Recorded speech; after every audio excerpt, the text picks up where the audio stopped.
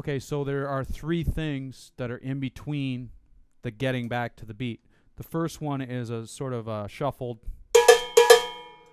and the second one is the offbeat, and then the third one is the 4 and then the 5, the 4 and then one note accent. In each case, we've led into that with what we're playing on the toms. So that's all I can say about that, really, is that you need to be aware that your toms, which are the dominant feature of the beat, cannot distract you from playing these other parts, and the tambourine foot part needs to be solid all the way through, because if it's off just by a bit, the listener will obviously recognize that that's a bigger gap than the first one. So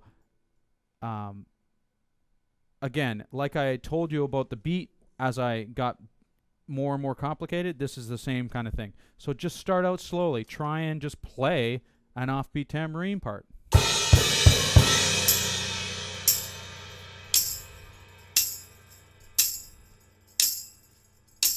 And then introduce the hands.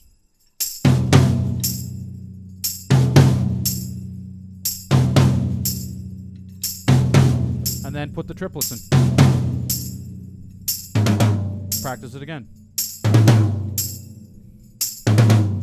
And then do the double.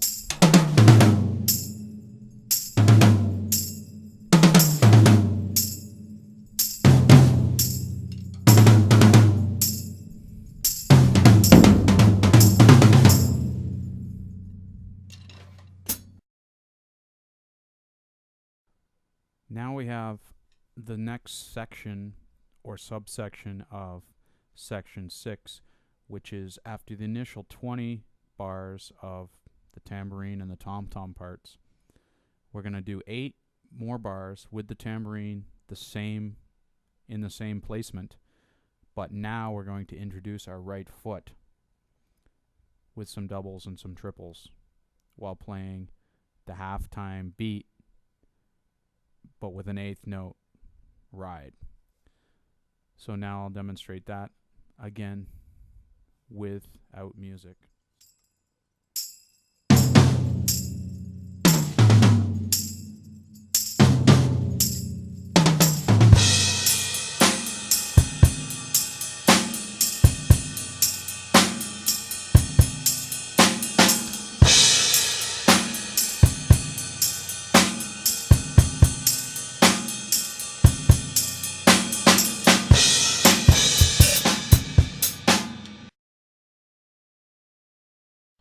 So after that part, we now end that 40 bar middle section of the song with a 12 bars of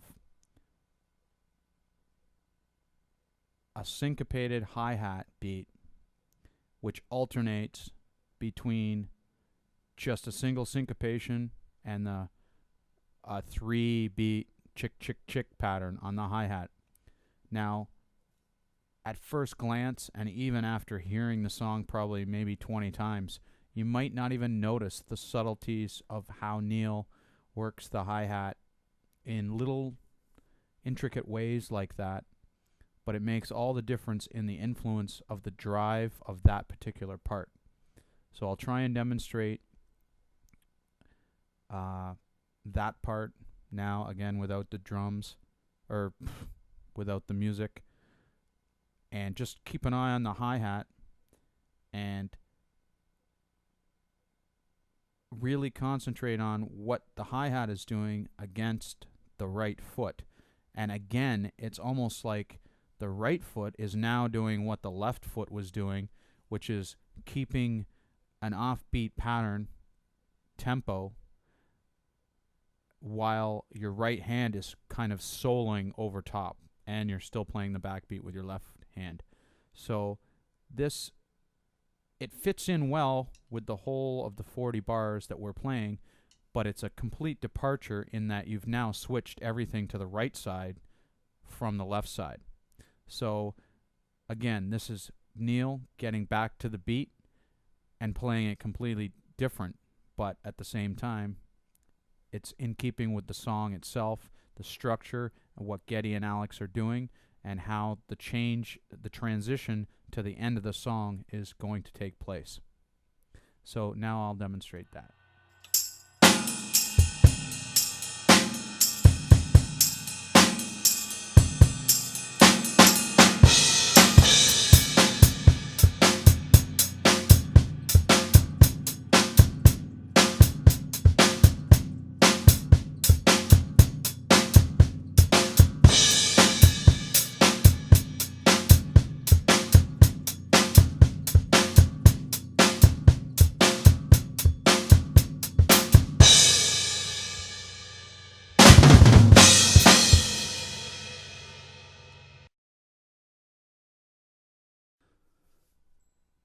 So we get to the end of the sixth part of the song, and we've got a rest portion, and then the 3 quads crash cymbal link to the end of the song, and we go back into the typical ride pattern.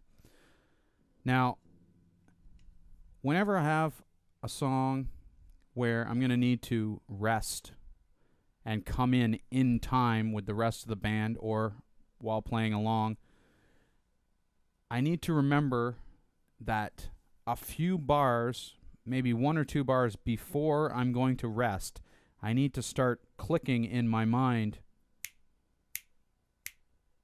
what the time is of the song. So in this case, I mentally made a note that at the end of the syncopated rhythms, when Geddy sings the line, "A man must learn to gently dominate," when he begins that line, I start counting.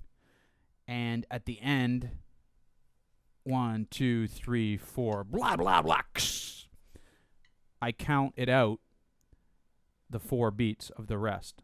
Now, in this case, I'm counting to 5 because the first number I count is the end of the playing. So it's 1, 2, 3, 4, 5, blah, blah, blah. So I've already demonstrated that in the overall section. I just wanted to sort of shed light on the strategy I take into account when trying to play a rest in time, because I don't always count. I just kind of feel the music and keep the beat in the tempo that I think it's supposed to be in. But the most important part of stopping playing and starting again is to resume in the same tempo that you were just playing in. So that's the challenging part for that. It's not a huge challenge, but again, be musical always.